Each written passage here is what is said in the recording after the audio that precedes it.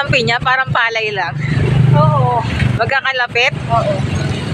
Alam mo yun, nandiyan yung pwesto mo, tapos dito yung pinyakan. Ayan yung pwesto niya. Tapos ito yung pinyahan niya. Ayan. Laki, diba? Ayan. Ang dami niya ikatanim.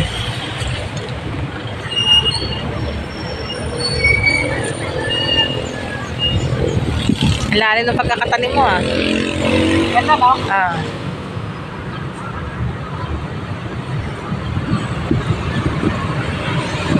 Ang kinawan, para pag nabukas ka, hindi para magkapagi, magkumalong yung,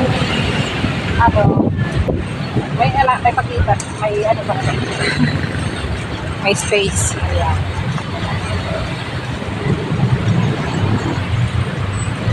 Parang ang babaw naman ang pagkakatusok mo dyan. Kasi ang ugat niyan, kusang sa soy. Ah.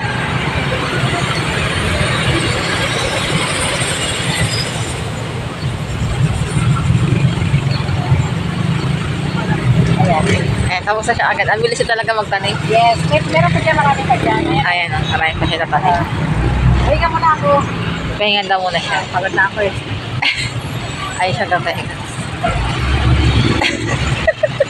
Tapos sa putol, no? Oh? Nasa angat ko na nga sa sarili ko.